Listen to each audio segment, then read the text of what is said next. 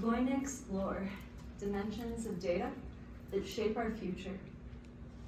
If you have advice handy, please join to share what you think is the most important data to consider when planning a city's future.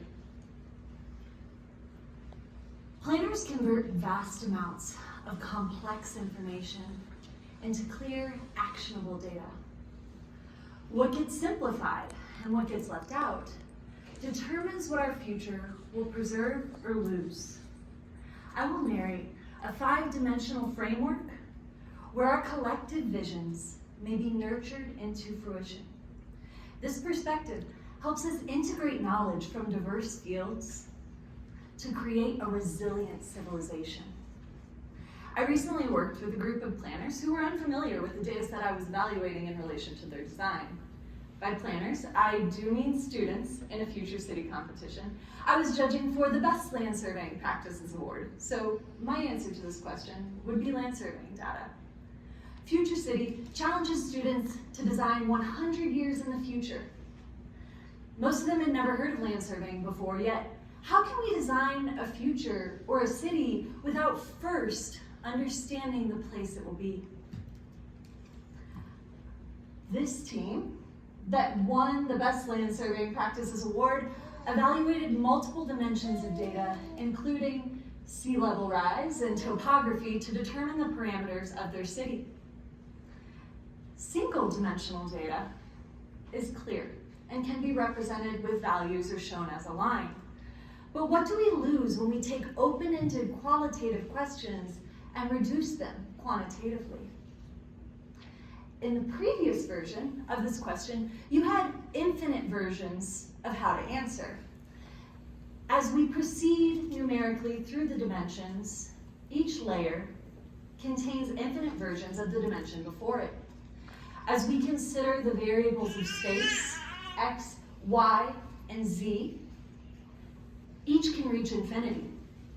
Thus, it becomes more straightforward to make decisions based on 1D data. In most land surveys, property lines are the highest priority because monetary worth has dictated our systems. Property value is a 1D parameter, easy to measure, manipulate, and separate from the rest of the interconnected ecosystem. My professional ethical codes, like most ethical codes, obligate me to use my knowledge for prudent long-range planning for the well-being of the community. But if we, as contributing members of society, were all working towards this long-range ethical goal, would we still have the same environmental issues that we have today? Evolving data requires evolving ourselves. We live in a culture where simplicity dominates because our economic systems reward it. But that is the exact disconnect from nature. We're asked to label ourselves, and we often define ourselves as our jobs, like what we do for money. This does little to describe who we are. We are pressured to simplify ourselves because it makes us easier to measure and understand as 1D digestible data. But embracing our complexity helps us explore, create, expand, not fit into a box. So we remember that 1, everything is connected, including our cultural, economic, and technological systems. And 2, what we practice individually and locally shapes broader systems. These axioms of interconnectedness and symmetrical relationships are key in the work of ecologists that look to nature for solutions, like Danella Meadows, whose work is summarized in this graph. She taught us there are no separate systems. The world is a continuum. She layered quantitative data to tell a more complex story about the need to balance human consumption with the limitations of our ecosystem. Simple connections create frameworks. What we focus on grows. Capital dominates our systems because 1D economic data defines our global connections. If we see the only 1D connections, and we see this throughout our entire world, we risk trapping ourselves in fragmented perspectives rather than understanding the full system at play. This subjects us to bipolar arguments. I'm not suggesting socialism as an answer to capitalism. The shared emphasis of terms like capital and labor in both systems highlights their shared focus on resource distribution, production, and economic structure. Neither system is inherently regenerative or circular, but both can be expanded into multidimensional paradigms if we transcend simplified linear perspectives. The same data can be framed to support opposing arguments. As with carbon emissions, China has more carbon emissions than the US, but not per capita and not cumulatively. Industrial operations claim carbon neutrality while still heavily polluting because they buy carbon credits. So then how do we know that we're headed in the right direction? We need more dimensions of description.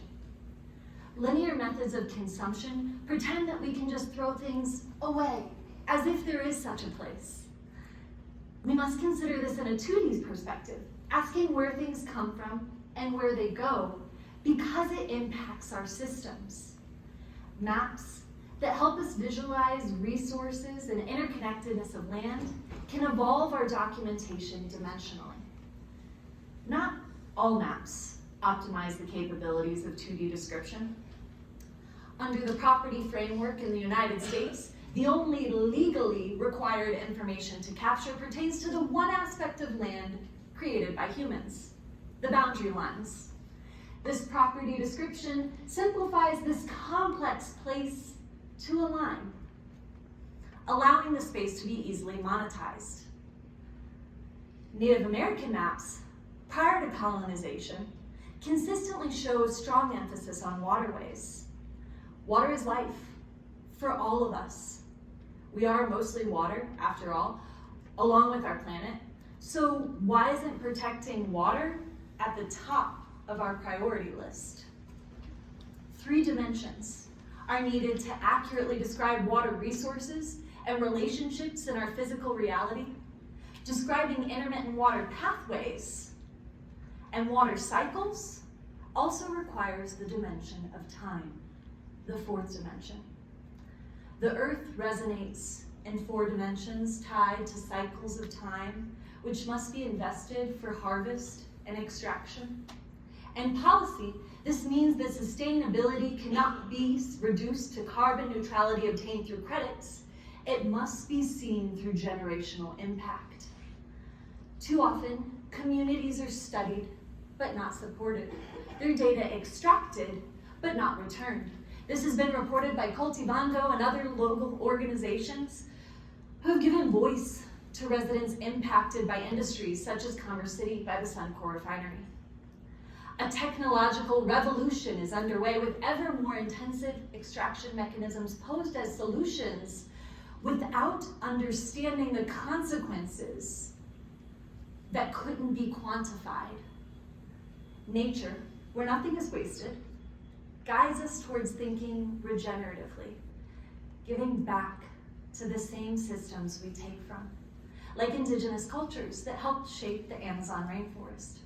Terra preta, or biochar, from pre-Columbian populations, help support the ongoing fertility of the Amazon rainforest. This sustained a complex integrated system for millennia. So what else do we learn from cultures that are connected to their land and ancestors along with future generations? We see a way of life that gives back, that cultivates, that sees more than the here and now, more than even cycles of time, but different trajectories of time. The 5th dimension is what we experience when we accept that there is not a single timeline, but many timelines, options to manipulate from our origin of now on the XY plane of time. This principle is just starting to be studied in our modern physics. But every ancient and indigenous culture on this planet accessed the 5th dimension, as indicated by traditions of dreaming, spirit quests, and envisioning nature in a way that seeks guides. This animation simulates the energy fields around an atom. The next dark matter map, measured by NASA, shows a similar fluid pattern within the void of space. From space the size of a couple protons to light years across, we see massive amounts of energy where there is physically nothing, suggesting that there is infinite data we have yet to be able to measure in dimensions beyond our grasp. NASA estimates this energy beyond the first 3 physical dimensions of space makes up 96% of matter in the universe. Many paradigms can be used to describe this ether, but scientists can agree with spiritualists that there is more that connects us in this cosmos, this fabric reality. Perhaps indigenous and traditional ecological knowledge can teach us more about understanding this non-physical realm than machines and tools. AI is rapidly evolving into a 5D force, capable of influencing which data we see, how we interpret it, and what narratives shape our reality. Are we going to hand over our 5th dimensional visioning capacity to data, or are we going to reach beyond it? Because our data is ready to explore and shape the trajectories of time, we must also be able to envision the feedback loops of our actions before we attain physical data. As we learn from quantum physics, the observer and the observed are intrinsically linked. And here we are, on a journey together through the dimensions. Thinking about so much can be overwhelming. This is why knowing our focus, our first dimension, is vital. When we find something we believe in and can put all of our energy behind, we can shape the world. This is the last question I have for you all today. What is your vision? How do you interact with it? Reeling all of this in to relay a tangible case study and my answer to this question. My first dimension can be reduced to time or water. When I envision the world I want to bring into reality, I see a culture that nourishes life by protecting water and air, designed with a comprehensive understanding of a healthy community and its ecosystem. This vision is also shared by the group Save The Aurora Reservoir. This organization is working to defend the fragile future of our water security from oil and gas developments who are demanding ever more for fracking. Billions of gallons of fresh drinking water in our local region are at risk. As an informed, dedicated few, we've been able to take public information legally required for submittals and overlay it with important features, building powerful maps in the 2D realm. In the 3D space, we've built a community, engaging with government to build regulations that mitigate the experience of living by fracking. The bright lights, industrial noise, and burning pollutants from massive 10-story fracking towers now have a 3,000-foot setback, where they were previously 500 feet away from existing homes. The industry argues that fracking the Aurora Reservoir is sustainable based on manipulated short-term carbon metrics, so we are constantly working to form partnerships to build a regenerative vision of a thriving local ecosystem. We have identified intermittent habitat and vital understanding of a 4th dimensional capacity, protecting endangered species and protected species in Colorado. It's a bit like improv, to constantly collaborate, where we constantly say yes and incorporating all contributions. In my 5th dimensional space, I seed my dreams with problems to unravel in a realm of limitless possibilities.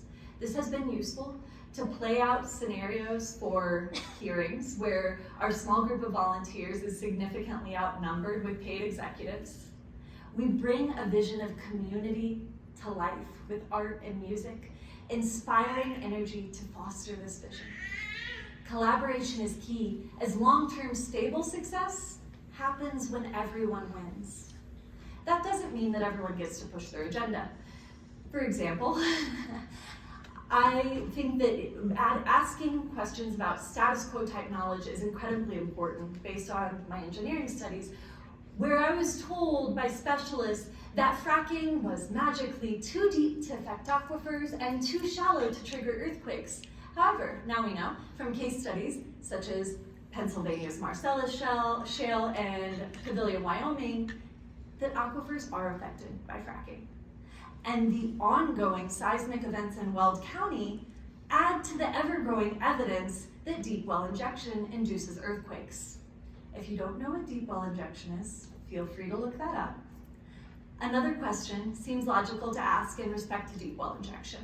In the light of our increasing drought, if significant water volumes are injected deep underground, do we remove that water from the active hydrologic cycle? Agriculture might be the largest water user, but is permanently sequestering water a greater long-term risk? While proving such links may demand massive data collection, applying a five-dimensional perspective invites us to see these connections more clearly. Maybe some of you in this room will measure energetic responses to inform feedback loop connections and proactively guide policy development. Sense how you are not just an observer of the system, but a force within it. As we depart, I have a dedication. May we stand strong in this quest for our generation.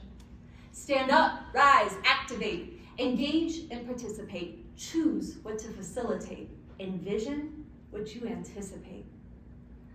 You are creators, strategists, and visionaries, in addition to your professional, academic, and community roles.